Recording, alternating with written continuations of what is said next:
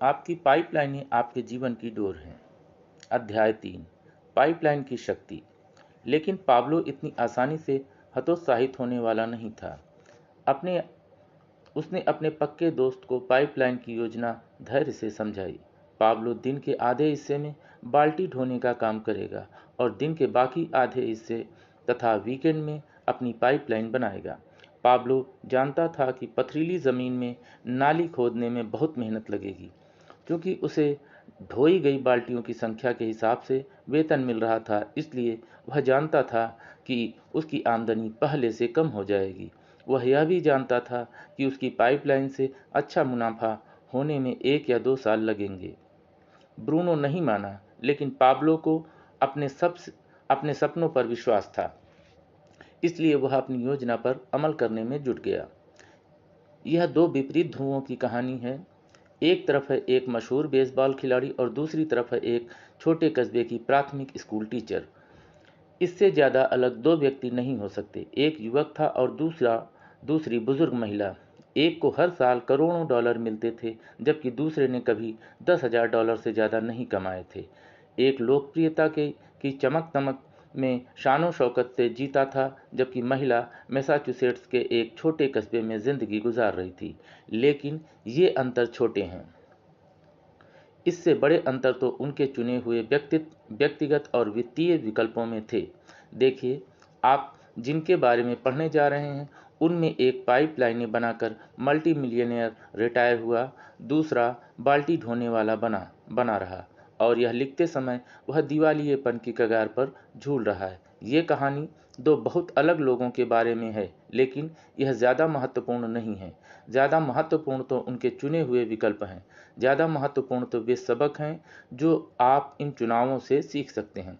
इन दोनों कहानियों को जानने के बाद यह एकदम स्पष्ट हो जाना चाहिए कि पाइपलाइनें बनाना सच्ची सुरक्षा और सच्ची वित्तीय स्वतंत्रता हासिल करने का एकमात्र तरीका क्यों है।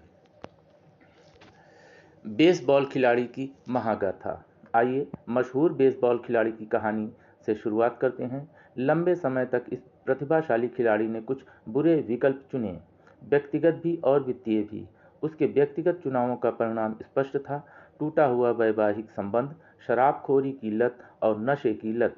यह अपने आप में पर्याप्त बुरा है, लेकिन उसके वित्तीय चुनाव भी उतने ही बुरे रहे हैं, क्योंकि आज की तारीख में वह कड़का है। मुझे यकीन है कि आपने इस खिलाड़ी के बारे में सुना होगा। वह लगभग 20 साल से लोकप्रियता की चमक-दमक में रहा है। उसका नाम है डेरिल स्ट्रॉबेरी। उसकी कहानी हमें आगाह करती है कि वित्तीय स्वतंत्रता हासिल करने के लिए हमें क्या नहीं करना चाहिए। डेरिल स्ट्रॉबेरी का लगभग आधा जीवन पेशेवर बेसबॉल खेलते-खेलते गुजरा है। यह 38 वर्षीय आउटफील्डर किशोरावस्था में ही बड़ी लीग में खेलने लगा था और उसे तुरंत ही अगला टेड विलियम्स घोषित कर दिया गया था। स्ट्रॉबेरी ने अपने कैरियर में भारी दौलत कमाई, हर साल 2 से 5 मिलियन डॉलर के बीच, और यह तो सिर्फ बेसबॉल खेलने से होने वाली आमदनी थी। इसके अलावा विज्ञापनों, व्यक्तिगत उपस्थिति वाले कार्यक्रमों, भाषणों और ऑटोग्राफ दस्तखत के भी हर साल $2 मिलियन जोड़ लें। इस तरह कुल मिलाकर अपने 40वें जन्मदिन से पहले वह 50 से $100 मिलियन कमा चुका है। स्ट्रॉबेरी हमेशा नहीं खेलता है। इतने ज़्यादा पैसे कमाने वाले आदमी की पूरी ज़िंदगी शानो शौकत से गुजरेगी। सही है? नहीं, गलत। एक स्थानीय अखबार में खबर छपी थी, स्ट्रॉबेरी के पास अपनी वर्तमान पत्नी कैरिस और उनके 3 बच्चों को सहारा देने के लिए कोई आमदनी या बचत नहीं है। $100 मिलियन कमाए और उसमें से कुछ भी नहीं बचाया। हुआ क्या था? उसने सब कुछ खर्च कर दिया था। महंगे मकान, महंगी कारें, कानूनी विवादों से रक्षा करने के लिए महंगे वकील, महंगा तलाक, नशे और शराब के महंगे पुनर्वास क्लिनिक।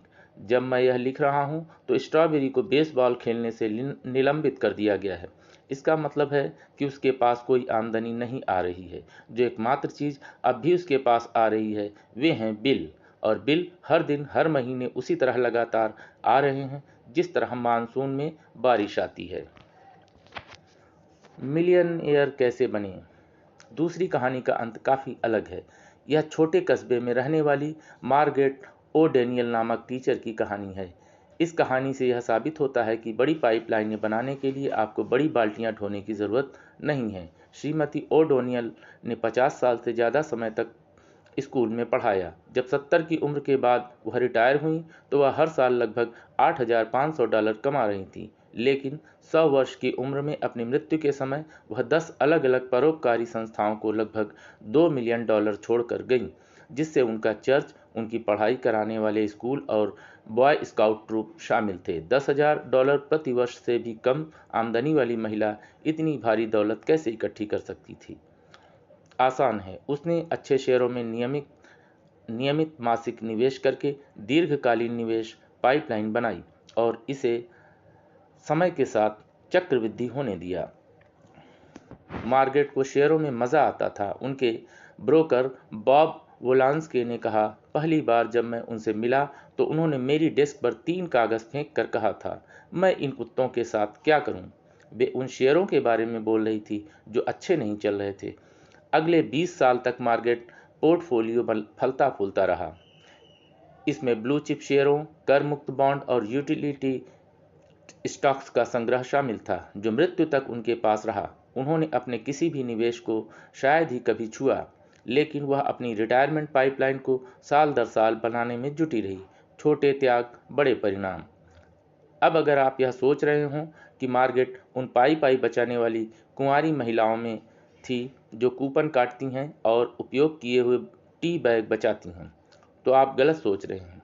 वह प्रायः सहेलियों के साथ बाहर खाना खाने जाती थी, नई बाइक चलाती थीं और प्रायः लंबी छुट्टियों का आनंद लेने के लिए विमान से यूरोप जाती थी।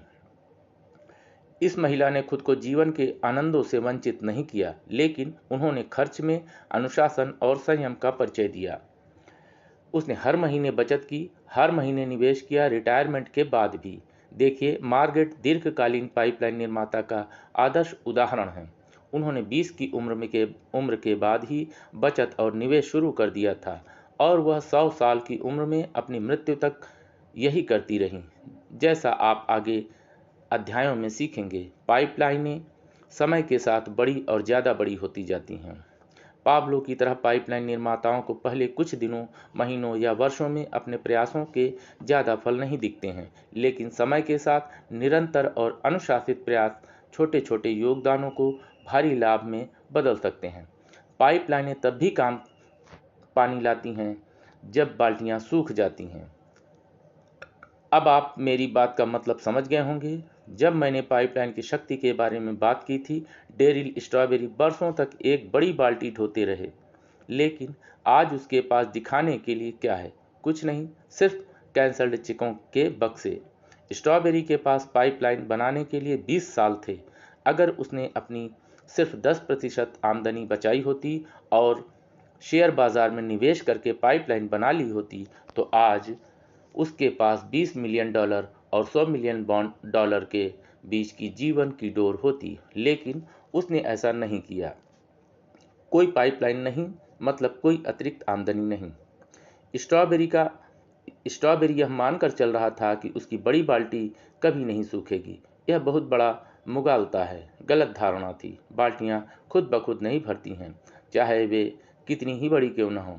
इसीलिए बाल्टी ढोने वाले को इसे दोबारा भरने के लिए नदी तक जाना होता है। जब वह ढोना छोड़ देता है, रिटायरमेंट की वजह से या बीमारी या चोट या दीर्घकालीन थकान की वजह से, तो बाल्टी सूखने लगती है।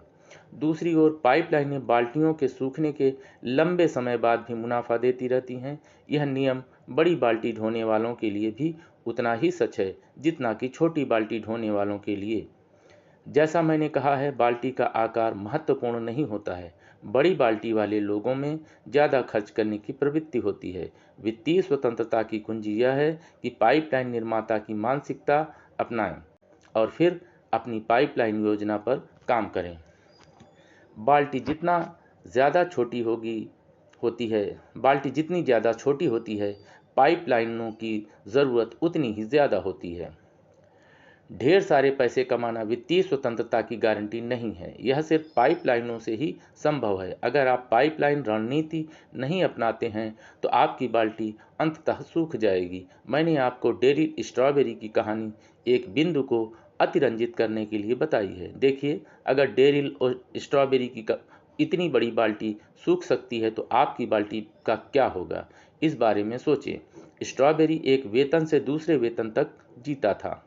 आपकी स्थिति कैसी है? स्ट्रॉबेरी ने इस तरह काम किया था मानो उसके बाल्टी ढोने वाले दिन कभी खत्म नहीं होंगे। आपकी स्थिति कैसी है? स्ट्रॉबेरी ने मूर्खता से पैसा खर्च किया और समय बर्बाद किया, जबकि वह इसका समझदारी से इस्तेमाल करके जीवन की डोर बना सकता था। निश्चित रूप से स्ट्रॉबेरी ने कुछ बुरे विकल्प चुने, जिसकी वजह से उसके बहुत सारे पैसे बर्बाद हुए। लेकिन उसका सबसे बुरा वित्तीय चुनाव यह था कि उसने कभी पाइपलाइन बनाने की कोशिश नहीं की। यह अक्षम्य है। वह सोच क्या रहा था? दूसरी ओर मार्गरेट ओ'डैनियल जब बाल्टी ढो रही थी, तब उसने समझदारी से पाइपलाइनें बना ली। जब उसके बाल्टी ढोने वाले दिन खत्म हुए, तब भी उसकी पाइपलाइनें काम करती रहीं और पैसा बहकर उसके पास आता रहा। अब चुनने की बारी आपकी है। अब मैं आपसे पूछता हूँ, आप किसके जैसी आर्थिक स्थिति चाहेंगे, डेरिल स्ट्रॉबेरी की या मार्गरेट ओ'डैनियल की? अगर जवाब मार्गरेट ओ'डैनियल है, तो आपको तुरंत ही अपनी पाइपलाइनें बनाना शुरू करना चाहिए। पाइपलाइनें जीवन की डोर इसलिए हैं क्योंकि वे लगातार खुद ब खुद काम करती रहती हैं। उन्हें समय समय पर देखभाल की ज़रूरत हो सकती है और मरम्मत की, शायद दोबारा बनाने की भी, लेकिन पाइपलाइनें साल दर साल आपको मुनाफा देती रहती हैं।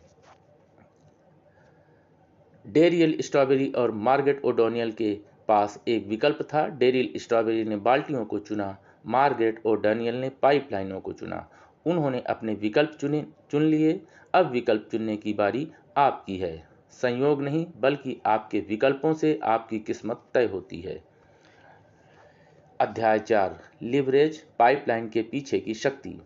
एक बार जब पाइपलाइन पूरी हो गई तो पाब्लो को बाल्टियां ढोकर पानी लाने की कोई ज़रूरत नहीं रह गई। पानी बहता रहता था, चाहे वह काम करे या ना करे। यह तब भी बहता था जब वह खाना खाता था, यह तब भी बहता था जब वह सोता था, यह वीकेंड पर भी बहता रहता था जब वह खेलता था। गांव में जितना ज़्यादा पानी बहकर आता था, उतनी ही ज़्यादा पैसा बहकर पाब्लो की जेब में आ जाता था। लीवरेज एक ज़बरदस्त अवधारणा है, सभ्यता को बदलने वाली अवधारणा। वास्तव में लीवरेज के बिना इस समय यह पुस्तक अपने हाथों में नहीं होती। मुझे अपनी बात स्पष्ट करने दो। 1440 में योहानस गुटेनबर्ग नामक एक युवा जर्मन उद्यमी ने वाइन प्रेस को विश्व की पहली वाणिज्यिक प्रिंटिंग प्रेस में बदल दिया। उन्होंने गुटेनबर्ग बाइबल की 180 प्रतियां छापी और कुछ ही दिनों में वे सभी बिक गईं। गुटेनबर्ग की प्रिंटिंग प्रेस तुरंत सफल हो गई। कुछ ही दशकों में पूरे यूरोप में प्रिंटिंग प्रेस कुकुरमुत्तों की तरह उगाई। 16वीं शताब्दी के मध्य तक यूरोप में 80 लाख पुस्तकें छप चुकी थीं, जो पिछले हजारों सालों से प्रकाशित पुस्तकों से 10 गुना ज़्यादा संख्या में थी। बाल्टी ढोने वालों की पुस्तकें बनाम पाइपलाइन निर्माताओं की पुस्तकें। गुटेनबर्ग प्रेस ने बाल्टियां ढोने वालों की पुस्तकों के रोड पैराडाइम को तोड़ दिया। गुटेनबर्ग की प्रिंटिंग प्रेस के आने से पहले लेखक और मठवासी पुस्तकों की हाथ से नकल करते थे। हाथ से लिखकर पुस्तक तैयार करने में 1 या कई साल लग जाते थे। इसके अलावा वे इतनी महंगी होती थीं कि सिर्फ राजघराने ही उन्हें खरीद सकते थे। गुटेनबर्ग ने सबको बदल दिया। प्रिंटिंग प्रेस में प्रिंटर जब एक बार मूवेबल टाइप सेट कर देता था, तो इसके बाद वह आसानी से हजारों हूबहू प्रतियां छाप सकता था। प्रिंटिंग प्रेस ने प्रिंटर के समय और धन की लीवरेजिंग करके उसकी उत्पादकता को बहुत ज़्यादा बढ़ा दिया। बाल्टी ढोने वालों की पुस्तकों के मॉडल में प्रयास और परिणाम के बीच 1:1 का अनुपात होता है। 1 घंटे के प्रयास से 1 घंटे का परिणाम उत्पन्न होता है। अगर किसी लेखक को हाथ से 1 पेज नकल करने में 1 दिन लगता है, तो 100 पेज की पुस्तक लिखने में उसे 100 दिन लगेंगे। प्रिंटिंग प्रेस का आगमन, पाइपलाइन बनाने वाला मॉडल। आइए मान लेते हैं कि 16वीं सदी के प्रिंटर को 1 पेज की टाइप सेटिंग करने में 1 दिन लगता है, तो दिन खत्म होने तक वह केवल 1 प्रिंटर्स प्रूफ कॉपी ही तैयार कर सकता है। हाथ से पुस्तकों का मॉडल। लेकिन ज़रा देखें कि दूसरे दिन क्या हुआ। प्रिंटर काम पर आया और उसने 100 प्रतियां छाप दी। दूसरे शब्दों में प्रिंटर 2 ही दिनों में इतना उत्पादन कर सकता है जिसमें लेखक को 100 दिन का समय लग जाता। यही लीवरेज की शक्ति है। पाइपलाइन निर्माता मॉडल में प्रयास और परिणाम का आपसी अनुपात अब 1:1 का नहीं रह जाता है। जब हम लीवरेज का इस्तेमाल करते हैं तो प्रयास उतना ही रहता है, लेकिन परिणाम 100 गुना ज़्यादा हो सकता है, 1000 गुना भी हो सकता है या इससे भी ज़्यादा हो सकता है। 2 प्रकार का लीवरेज, समय और धन। लीवरेज का मूल शब्द लीवर एक पुराने फ्रांसीसी शब्द से आया है, जिसका मतलब है ज़्यादा हल्का बनाना, जो लीवरेज की शक्ति का सही वर्णन है। लीवर का उपयोग करके किसी बड़े बोझ को इतना हल्का बनाया जा सकता है कि कोई बच्चा भी इसे आसानी से हिला सकता है। जब हम समय और धन के क्षेत्र में लीवरेज के सिद्धांत का इस्तेमाल करते हैं तो यही चीज़ होती है, परिणाम कई गुना बढ़ जाते हैं। मिसाल के तौर पर समय की लीवरेजिंग के प्रकरण में 1 घंटे के प्रयास का परिणाम 100 घंटों का उत्पादन हो सकता है। 1 सप्ताह के काम का परिणाम 1 साल का उत्पादन हो सकता है। पैसे की लीवरेजिंग के प्रकरण में हर निवेशित डॉलर समय के साथ चक्रवृद्धि हो सकता है और अंततः शुरुआती निवेश से कई गुना हो सकता है। लीवरेज के आदर्श उदाहरण। प्रिंटिंग प्रेस इस बात का उदाहरण है कि लोग अपने समय, धन और प्रयासों की लीवरेजिंग कैसे कर सकते हैं। लीवरेज पैसे की एक इकाई के बदले समय की कई इकाई के समीकरण को तोड़ देता है। लीवरेज लोगों को ज़्यादा मेहनत के बजाय ज़्यादा चतुराई से काम करने की अनुमति देता है। यही हर पाइपलाइन के पीछे की शक्ति है, समय की लीवरेजिंग। समय की लीवरेजिंग का आदर्श उदाहरण कर्मचारियों को नियुक्त करना है। आइए मान लेते हैं कि आप एक रेस्तरां खोलना चाहते हैं। आपके लिए यह संभव नहीं है कि आप मेज़बान, वेटर, शेफ, बर्तन धोने वाले और बुक कीपर के रूप में काम करें और इसके बावजूद एक लाभदायक व्यवसाय चलाएं। आप एक समय में सिर्फ एक ही जगह रह सकते हैं, इसलिए आप निश्चित काम करने के लिए लोगों को नौकरी पर रखते हैं। यदि आप अपने 10 लोगों के स्टाफ को प्रति घंटे औसतन $10 देते हैं तो आप प्रति घंटे $100 वेतन में दे रहे हैं। यदि आपका रेस्तरां प्रति घंटे औसतन $1000 कमाता है तो खर्च निकालने के बाद सारा पैसा आपकी जेब में जाता है। पैसे की लीवरेजिंग करना। पैसे की लीवरेजिंग का आदर्श उदाहरण शेयर बाजार में निवेश करना है। निस्संदेह आपने वॉरेन बफे के बारे में सुना होगा। वे वॉल स्ट्रीट की एक जीवित किंवदंती हैं और संसार के दूसरे या तीसरे सबसे अमीर आदमी हैं। उन्होंने अपनी दौलत पुरातनपंथी तरीके से बनाई है। उन्होंने दूसरे लोगों के पैसे की लीवरेजिंग की और इस प्रक्रिया में खुद को तथा अपने निवेशकों को अमीर बना दिया। कितने अमीर, इसकी जांच कर लें। यदि आप 1965 में बफे की कंपनी बर्कशायर हैथवे के शेयरों में $10,000 का निवेश करते और इसे साल दर साल बढ़ने देते तो 1998 तक आपके निवेश का मूल्य, अपने दिल को संभालें, $51 मिलियन होता। वाह, आप इस पाइपलाइन के मालिक बनना कितना ज़्यादा पसंद करते। 35 साल पहले बर्कशायर हैथवे का एक शेयर सिर्फ $19 में मिलता था। 1998 के अंत तक वह एक शेयर $70,000 में मिलता है, जिसका मतलब है कि आप अगर 1965 में $300 का निवेश करते तो आज आप $1 मिलियन के मालिक होते। अविश्वसनीय। पाइपलाइनें बनाने लायक हैं। अब क्या आप लीवरेज की शक्ति को समझ गए हैं? बर्कशायर हैथवे का शेयर इस बात का जीता जागता प्रमाण है कि लीवरेज की बदौलत प्रयास के अनुपात में बहुत भारी परिणाम मिलते हैं। इस बारे में सोचें, 1965 में $300 इकट्ठे करने में कितना प्रयास करना पड़ता। 2 या 3 दिन का काम, ज़्यादा से ज़्यादा शायद 1 सप्ताह का काम। ज़रा कल्पना करें, एक बार $300 का निवेश करने के बाद आपको कोई काम नहीं करना पड़ता, क्योंकि आपकी पाइपलाइनें पहले ही बन चुकी हैं।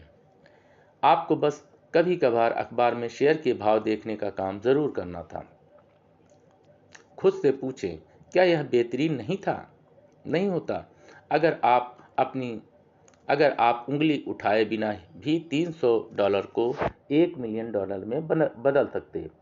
क्या आप देख सकते हैं कि लीवरेज का समझदारी भरा इस्तेमाल किस तरह थोड़े से पैसे या थोड़े से समय को 1000 गुना बढ़ा सकता है? क्या ऐसी प्रणाली खोजने में समझदारी नजर नहीं आती जिसके जरिए आप डॉलर को $100 में बदल सकते या 1 घंटे को 100 घंटों में? क्या यह बेहतरीन नहीं रहेगा कि आप एक बार काम करें और बाकी का काम लिवरेज को करने दें? दोस्तों, अगर आप लिवरेज के लाभों का आनंद लेना चाहते हैं तो आपको भी वह करने की ज़रूरत है कि पाब्लो और वॉरेन बफे जैसे पाइपलाइन निर्माताओं ने किया। अपने समय और धन की लिवरेजिंग करने की प्रणाली आज ही खोजें और आने वाले कल में एक बड़े पुरस्कार का आनंद लें।